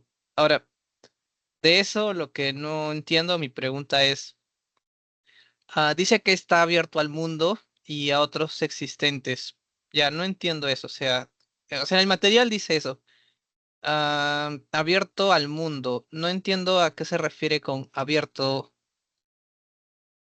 ya. Mira, en principio, a ver, Heidegger es para muchos el filósofo más importante del siglo XX, ¿no? O sea, para los filósofos orientados por la metafísica, o que hacen filosofía metafísica, o con base metafísica, Heidegger es el filósofo por excelencia, ¿no? Hay otros que hacen filosofía inclinada a la ciencia o relacionada con la ciencia, entonces ellos jamás van a elegir a Heidegger como el filósofo más importante, ¿no? Porque defenestran contra la metafísica, ¿no? Para ellos, por ejemplo, el filósofo más importante podría ser Wittgenstein, ¿no? Wittgenstein, ¿no? Bueno, más allá de quién es el filósofo más importante del siglo XX y ese tipo de cosas, Heidegger es un gran filósofo, ¿no? Es un gran filósofo. No sé si será el más importante o no, pero es un gran filósofo. Yo diría que es el más representativo de los existencialistas en su versión atea, ¿no? El existencialismo es una filosofía que surgió en el periodo entre guerras, es decir, en el periodo comprendido entre la finalización de la Primera Guerra Mundial y el inicio de la Segunda Guerra Mundial, ¿no? Aunque Heidegger rechazó esa calificación de filósofo existencialista, lo cierto es que hay muchas características respecto de su pensamiento que concuerdan con los intereses filosóficos de otros filósofos, a los cuales pues se les agrupa dentro de este grupo de existencialistas, ¿no? O sea, su preocupación por la existencia, por la libertad, por la soledad, por la náusea, bueno, etcétera, etcétera, ¿no? El existencialismo es una filosofía bastante novedosa, ¿no? Porque trae muchos temas, digamos, a colación, ¿no? Por ejemplo, el tema de la existencia, ¿no? O recuerda que uno de los principios del existencialismo es el hombre antes que esencia es existencia. Y esto porque, como tú sabes, eh, los filósofos de la antigüedad, por ejemplo, trataban de encontrar la esencia del hombre. Para Aristóteles la esencia está en la razón, bueno, etcétera, ¿no? Bueno, pero, por ejemplo, Heidegger dice, el hombre antes que esencia es existencia. Antes que tener una esencia, el hombre existe, ¿no? Entonces, el primer principio del existencialismo de Heidegger es el hombre es fundamentalmente un existente, ¿no? Ahora, la esencia la va creando con sus actos, ¿no? Con sus actos. Entonces, Heidegger dice que efectivamente el hombre es un Dasein, ¿no? O sea, un ser ahí, un ser arrojado en el mundo que no sabe de dónde viene ni sabe a dónde va, ¿no? O sea, esa absurdidad, ¿no? Esa absurdidad de vernos en un mundo en el que no hemos pedido venir sin saber a dónde vamos, nos genera una angustia metafísica, ¿no es cierto? Una angustia, ¿no? Entonces, eh, por otro lado, dice de que el hombre ha dejado de lado la pregunta por el ser, que es la pregunta fundamental de la filosofía, de la metafísica, como quieras, ¿no? O sea, los primeros filósofos se preguntaban por el ser, pues, ¿no? Por el ser. Pero esa pregunta, digamos, o se ha confundido, ¿no? Con una cuestión ontológica, porque se identifica ser con algo ontológico, ¿no? O sea, por ejemplo, ¿qué es el ser? Ah, el ser es el placer, el ser es la felicidad. Sí, pero Heidegger dice, pero se ha confundido el ser con algo ontológico, ¿no? Con algo que es propio del mundo. Y el ser se supone que es el concepto que engloba todo. Entonces el ser no se puede identificar con algo que está ligado pues al mundo, ¿no? Ha habido ahí una confusión. Entonces, esa confusión ha devenido en que el hombre finalmente ha dejado de lado la pregunta por el ser. Pero esto ha traído consigo un serio problema, que el hombre se pierda a sí mismo, ¿no? Que el hombre se pierda a sí mismo. Entonces, lo que propone Heidegger es retomar la pregunta por el ser, ¿no? Hay que volver a plantear la pregunta por el ser y el único que puede plantearse esa pregunta es obviamente el hombre, ¿no? El animal no puede. El hombre tiene que volver a traer al mundo la pregunta por el ser, ¿no? Ahora, Heidegger sostiene que el hombre es un ser histórico, es un ser libre, ¿no? Que no puede dejar de ser libre, ¿no? El hombre tiene que elegir siempre entre esto y aquello, entre esto y lo otro, o sea, existir es elegir, ¿no? Te gusta o no, tienes que elegir, ¿no? Entre hacer una cosa u otra, ¿no? No puedes escaparte de esta obligación, ¿no? Eh, digamos, tienes que elegir. Ahora, él decía de que eh, por desgracia, ¿no? Muchos hombres, ¿no? Para evitar pensar, se refugian, digamos, en lo cotidiano, ¿no? En lo banal, en lo superficial, ¿no? Es decir, caen en el mundo, ¿no? Caen en el mundo, y se dejan arrastrar por las modas, por la publicidad, ¿no? Por lo novedoso a través de la tecnología, por ejemplo, ¿no? Entonces, su máxima aspiración consiste en tener un auto nuevo, un coche último modelo que tenga cada vez funciones más sofisticadas, un celular de alta gama, relojes de alta gama, una computadora de alta gama, o sea, se deja arrastrar por eso, ¿no? Eh, Solo hay una forma de que el hombre recupere su ser y recupere, digamos su autenticidad. Es pensar en la muerte.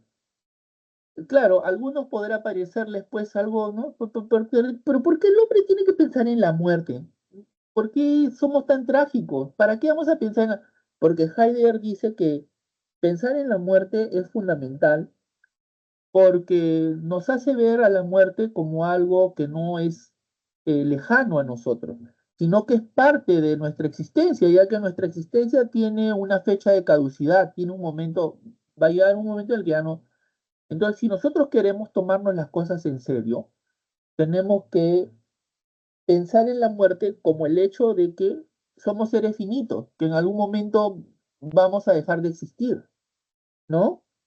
De lo contrario, vamos a dejarnos arrastrar por esa existencia inauténtica que nos lleva a refugiarnos en el mundo, en las modas, en lo novedoso, en lo superficial, en lo vano, en lo fatuo, ¿no? Entonces, tenemos que, si queremos existir de manera auténtica, ¿no? Tomarnos en serio esto de que somos seres para morir, ¿no es cierto? Que en algún momento vamos a desaparecer. Al hombre moderno parece que le da miedo pensar en la muerte, ¿no? Evita pensar en esto porque lo ve como algo alejado, ¿no? Cuando en otras culturas es de lo más natural, ¿no? Piensan en la muerte como algo que a todo el mundo le va a llegar, ¿no? Acá nos aterroriza, nos da miedo, ¿no? Y eso nos aleja, pues, de nuestro ser auténtico, ¿no?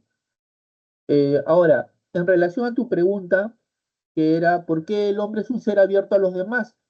Porque el hombre sale de sí, ¿no? O sea, ser hombre significa tener la posibilidad de salir de así para relacionarse con los demás, ¿no? O sea, el hombre puede salir de sí a través de las relaciones que entabla, ¿no? A través de las obras que crea, ¿no es cierto? A través de las poesías, a través de las canciones que crea, a través de las teorías que propone. Es una forma de salir fuera de sí, ¿no es cierto? El animal no puede hacer esto, vive encerrado en su mundo, ¿no? ¿Me entiendes? ¿Te entendió, Edwin? Ah, no lo capto tan bien lo último porque yo entiendo, o al menos leo un poco de, no sé, cómo actúan los primates y entiendo que hay como relaciones sociales muy sofisticadas, incluso, bueno, entre comillas, ¿no? Se habla de guerras que ha habido. Entonces, no entiendo cómo el humano es el que es abierto y de mundo. O sea, entiendo que nuestro mundo es 1000 veces más complejo, eso es muy evidente, pero no sé, ¿me puede dar una explicación más de cómo Heidegger elabora esta diferencia? Para mí, al menos en los primates, que son animales muy sofisticados, no lo encuentro tan claro. Es que, mira, claro, es que a nosotros nos hacen creer, pues, ¿no? De que las abejas son animales eh, sociales, y que los primates tienen un comportamiento mucho más complejo de lo que parece, pero en realidad no es así, o sea, claro, no vamos a negar, pues, que eh, las abejas, por decir, este, realizan tareas en común, trabajan como si fueran un conjunto, pero todo eso es instintivo, ¿no? En cambio, en la filosofía de Heidegger, la expresión salir fuera de sí, en relación con el ser humano, se refiere a su naturaleza existencial que lo lleva constantemente a trascender su propia inmanencia, ¿no? A relacionarse con el mundo y con los demás y a proyectarse hacia el futuro. El hombre puede proyectarse hacia el futuro, el animal no puede hacer eso, ¿no? No se trata de una simple huida, sino de una característica esencial del ser humano que se encuentra siempre en relación con algo más allá de sí mismo, ¿no? Ahora, este concepto de salir fuera de sí se manifiesta en varios aspectos. Por ejemplo, el hombre es un ser en el mundo. El Dasein no es un ser aislado. Recuerda que muchos filósofos han pensado al hombre como si fuera un ente aislado, ¿no? Ahí tienes, por ejemplo, el caso de a ver, Epicuro, cuando piensa al hombre, ¿no? Dice que el hombre debe buscar el placer, ¿no? De manera individual. Y quien le corrige la plana siglos más tarde es eh, el filósofo, este, caramba, James, ¿no? Quien dice de que efectivamente el hombre debe buscar la mayor felicidad, pero para el mayor número. Debe buscar el mayor placer, pero para el mayor número, ya que él parte de la idea de que el hombre no es un ser aislado.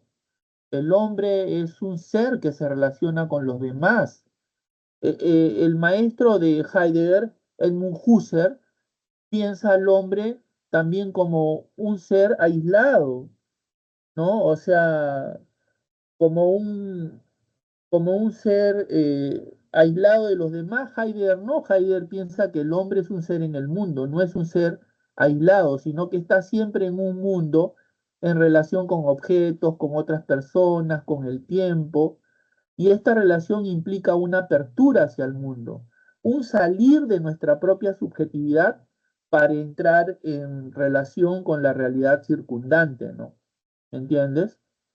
Otro aspecto de este salir fuera de sí en Heidegger es la temporalidad, que para Heidegger no es una sucesión lineal de momentos, no pasado, presente, futuro, sino una unidad en que los tres momentos, pasado, presente y futuro, se entrelazan, se proyectan mutuamente, ¿no?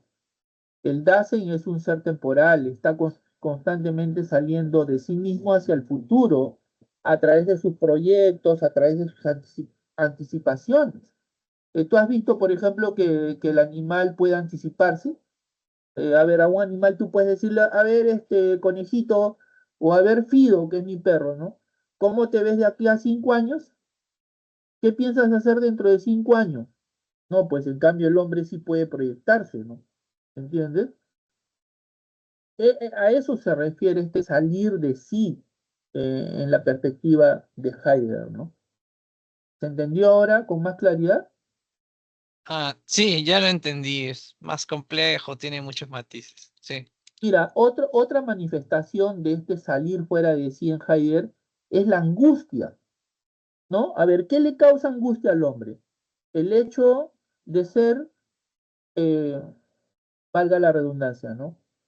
Un ser arrojado en el mundo, un Dasein, ¿no? Un ser arrojado en el mundo, que no sabe de dónde viene ni sabe a dónde va. Simplemente cuando tú abres los ojos, te encuentras en un mundo en el que no pediste estar y no sabes a dónde vas. ¿Me entiendes? Entonces eso te obliga a salir de ti mismo, ¿no? Al enfrentarte a la posibilidad de la nada, el Dasein se ve confrontado con su propia finitud y con la necesidad de tomar decisiones sobre su existencia, ¿no? Soy un ser finito. ¿Hacia dónde me voy? A la nada, ¿no es cierto? Entonces tengo que tomar una serie de decisiones respecto de mi vida. Si quiero vivir una existencia con sentido, pues tengo que tomar las decisiones adecuadas, ¿no?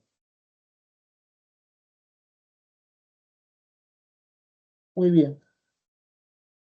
Es una característica ontológica del ser humano, ¿no?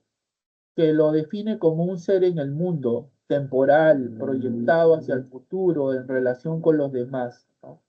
A eso se refiere. Dime una curiosidad, ¿por qué te ha interesado este filósofo que ya no estamos trabajando?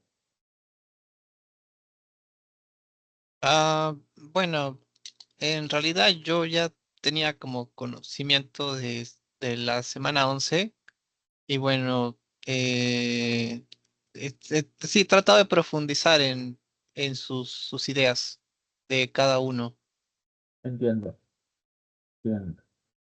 Muy bien, Edwin, permíteme por favor atender a María Fernanda y darle la bienvenida a Andrea Ramos. No sé quién quiere preguntar. Quedan 15 minutos, por favor. Vamos con sus preguntas. Sí, Andrea, bienvenida a Consultas Académicas. ¿En qué te puedo ayudar?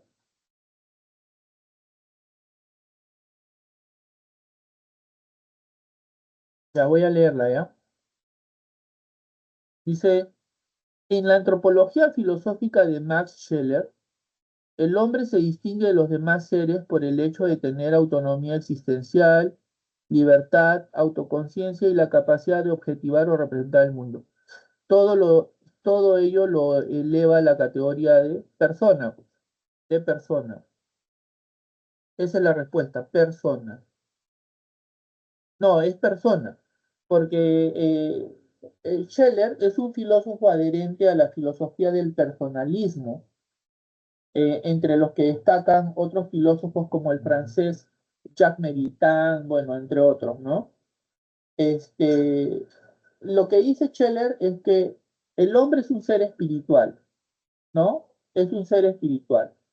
El espíritu hace que el hombre sea una persona, ¿no? O sea, alguien que posee conciencia y que es libre. Las características de la persona son la conciencia y la libertad, que no posee el animal, que por ello es un simple individuo, ¿no? El animal es un individuo en tanto que no es consciente, no sabe, eh, por ejemplo, para qué realiza una actividad, ¿no? Porque solamente la realiza por instinto, ¿no?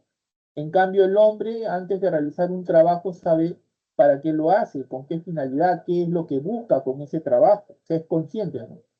Y además es libre porque puede elegir entre hacer una cosa. El animal no es libre porque vive preso de sus instintos. Todo lo que hace el animal es por instinto. ¿A dónde has visto tú un animal que llegada la época del celo no busque que aparear, ¿no? Más bien, preso de sus instintos, busca que perpetuarse a través de la pariación. Claro, ahí la hembrita, por ejemplo, elige pues al individuo más fuerte, al que mejor baila, al que tiene el plumaje más colorido, ¿no? Hay criterios de selección, ¿no? Pero siempre con la finalidad de que sus descendientes sean los más aptos, ¿no? Las mejores crías que pueda tener, ¿cierto? Muy bien, Andrea, espero haberte ayudado. ¿Por qué no humano? Porque eso no dice Scheller. Eh, o sea, Scheller lo que dice es que el ser humano es ser humano precisamente porque tiene espíritu. Y al tener espíritu es persona. ¿Me entiendes? El animal no es persona, no es persona. El animal es individuo. El hombre es individuo, pero también es persona. ¿Por qué? Porque posee espíritu, que es igual a decir, porque tiene conciencia y porque tiene libertad. ¿Correcto? Por eso. ¿Se entendió? Ahora sí.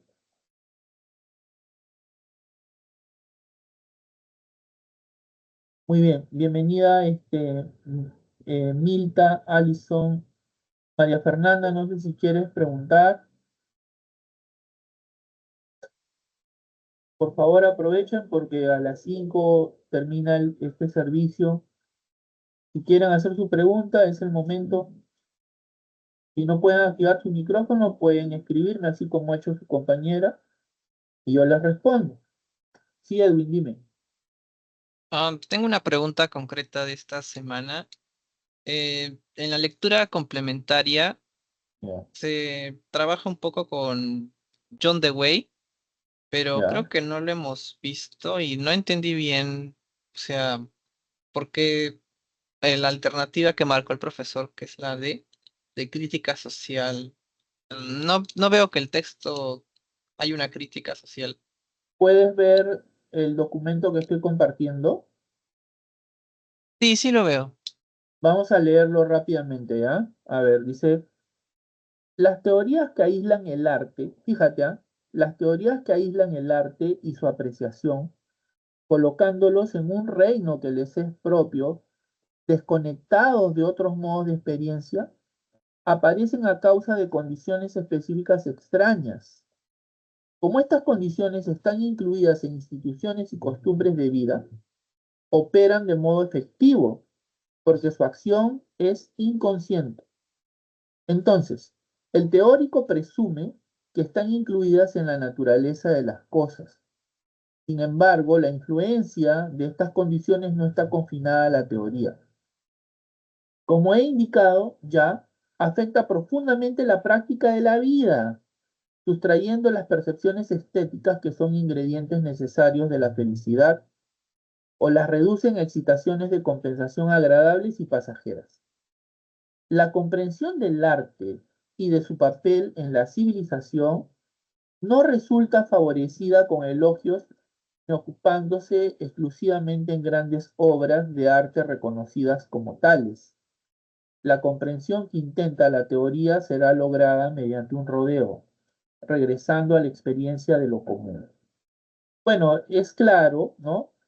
Que aquí eh, se infiere que el arte debe desarrollar, ¿no? O sea, para el autor de esta lectura, que es el filósofo norteamericano John Dewey, el arte como experiencia es la obra de donde ha sido extraído este párrafo.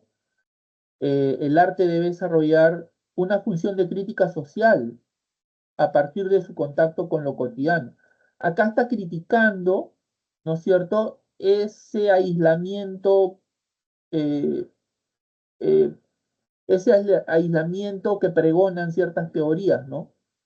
O sea, acá dice, las teorías que aíslan el arte y su apreciación, colocándolos en un reino que les es propio, desconectados.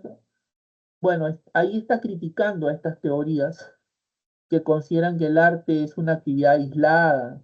Bueno, Dewey piensa que el arte no es una actividad aislada, sino que tiene una función de crítica social. Y acá lo hice, ¿no? El autor critica la intención de aislamiento que se tiene sobre el arte, generando así que éste pierda su función de crítica social y su contacto con la sociedad en sí, edificándose nada más como un objeto de contemplación y luz. Es que mira, por ejemplo, en algún momento en materia filosófica se puso, digamos, eh, en debate eh, si el arte debía ser comprometido, o sea, si el arte debía ser comprometido, debía estar al servicio de ciertas causas, o si el arte debía ser puro, ¿no? Debía estar aislado. Por ejemplo, acá en el Perú han habido varios partidarios del arte comprometido. Por ejemplo, el mismo Vallejo tiene una obra que se llama, ¿cómo se llama? Acá lo tengo justo, El arte como revolución, creo que se llama esta obra, donde dice que el arte debe estar al servicio de la revolución. Lo que pasa es que Vallejo era comunista, ¿no? Cuando se fue a Europa a vivir a Francia, él adoptó el comunismo que está en boga ahí. Entonces piensa que el arte, ¿no? Debe estar al servicio de la revolución, ¿no? Pero hay otros que piensan que no, que el arte no debe estar al servicio de la revolución u otros fines porque se pueden cometer eh, muchos disparates en nombre de estos propósitos, ¿no? Mira lo que pasó, por ejemplo, cuando los talibanes llegaron al poder en Afganistán. Empezaron a destruir una serie de estatuas que estaban relacionadas con regímenes que ellos odiaban, o mira lo que hizo Mao Zedong cuando llegó al poder en la China comunista, ¿no? Empezó a desaparecer cualquier objeto que esté ligado con las monarquías que su régimen detestaba, ¿no? Incluso al punto de desaparecer ciertos perros que eran perros de la realeza, solamente porque eran perros de la realeza, ¿no? Como si los perros pues tuvieran la culpa de lo que habían hecho con ellos, ¿no? Entonces es todo un debate, ¿no? Si el arte debe ser arte comprometido o debe ser arte puro, ¿no? ¿Entiendes? Sí, dime, Edwin. Ahí viene mi confusión, porque mi lectura del texto, yo me enfoqué más que menciona la experiencia de lo común y también que el arte está relacionado también, ¿no? A la felicidad y claro, y esto no necesariamente va de la mano con un compromiso social, entiendo yo. No sé, pienso en Arguedas, en los ríos profundos, que tiene una experiencia bastante vitalista, no sé, agarrando el muro y los muros, ¿no? De piedra, ¿no? Y es una experiencia cotidiana, entiendo, y que de algún modo a uno lo hace Pero feliz, ¿no? Arguedas es comunista, estuvo preso por sus ideas comunistas en el famoso panóptico que queda en el centro de Lima. Ahí fue donde escribió El Sexto, ¿no? Esa obra bastante cruda, no sé si la has leído. El presidente Benavides lo encarceló por sus ideas. Bueno, pero él como comunista que era, desde su perspectiva, la literatura debía servir para denunciar los problemas sociales. Y es lo que él hace, ¿no? Entonces es un poco lo que se discute es si el arte debe estar al servicio de ciertos intereses, ¿no? Debe cumplir una función de crítica social o debe ser este arte puro, ¿no? Debe estar descontaminado de estos objetivos, ¿no? Ok, entiendo. No sé si Alison quiere preguntar o María Fernanda. Bueno, les recuerdo que mi horario de atención es los días martes de 3 a 5 de la tarde. Por si acaso el día de mañana también tienen consultas académicas con otro profesor que está en el horario de 4 a 6 de la tarde. Y si gustan, también pueden ingresar, ¿no? El profesor también va a absolver sus preguntas, ¿no?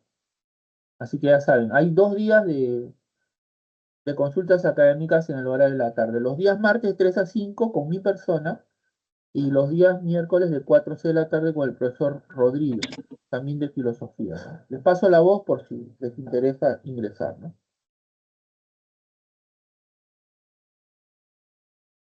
Claro, profesor, disculpe, Sí, hay elenco. perdón. En la pregunta 88 que ha mandado mi compañera Andrea Rigel, ¿es cierto que la respuesta es persona y no sujeto? ¿Por Claro que qué? sí, es persona. Pero no sería no sería sujeto. ¿Por qué no? No, porque acuérdate lo que dice Scheller. Scheller dice que el hombre se diferencia del animal porque es persona. ¿Por qué es persona? Porque posee espíritu. Las manifestaciones del espíritu son la conciencia y la libertad. El animal no es persona porque no es consciente ni es libre. Ya te dije que para Scheller el animal se mueve por instintos. Si se quiere, está preso de sus instintos, no puede escapar a sus instintos, ¿no? En cambio, Scheller decía, Sí, el hombre es el único animal que puede decirle no a sus instintos, ¿no? Puede sí, renunciar, por ejemplo, a sus instintos sexuales, elegir una vida de celibato, ¿no? Como hacen los sacerdotes y otras personas, ¿no? Haciendo uso de su libertad, ¿no? Además, el hombre es consciente de lo que hace, ¿no? Como decía Marx, el hombre antes de realizar una tarea sabe cuál es el propósito de esa tarea, con qué fin realiza una tarea. El animal no. ujú. Y profesor, ¿qué quiere decir increado o criatura? Criatura. Criatura quiere decir que es una criatura, o sea, un ser creado por Dios, por una entidad suprema, ¿no? Mm, Increado quiere decir ok, que no ha sido creado por nadie, ¿no? Sino que ha surgido al azar. Los evolucionistas, por ejemplo, piensan que el hombre no ha sido creado por un Dios, que el hombre apareció simplemente, ¿no? Como apareció la vida al azar, ¿no? un ¿Entiendes? ejemplo de increado sería Dios, porque nadie lo ha creado, ¿no? En sí. Claro, lo que pasa es que para los, para los religiosos, ¿no? Como por ejemplo Santo Tomás, ¿no? Santo Tomás es un filósofo, eh, pero que es un filósofo cristiano. Para él Dios es causa increada, o sea, Dios ha existido desde siempre, desde la eternidad, ¿no? No podemos decir que alguien lo ha creado, porque si diríamos que a Dios lo ha creado alguien, surge la pregunta, ¿y quién es ese alguien? Dios existe desde la eternidad, ¿no? ¿Entiendes? Eso evita Entiendo. caer en un círculo vicioso, Sí. ¿entiendes? Ahora, si Bueno, lo llevamos al plano del hombre, lo que quiere decir es que el hombre no es producto de un creador. El hombre ha surgido como han surgido los demás seres, ¿no? O sea, la vida se originó a partir, pues, de ciertas condiciones, ¿no? Ciertas condiciones, incluso climáticas, hicieron posible, pues, la aparición de la vida, que habría surgido en el agua, de ahí pasó a la tierra, de la tierra al aire y así, ¿no?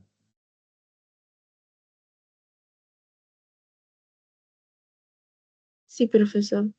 Disculpe, si es que me podría, o sea, eso va a depender mucho del contexto, sí, pero si me preguntaran sobre algo increado y que tenga relación con, o sea, que estén en la Tierra, no habría respuesta. Eh, claro, o sea, O sea,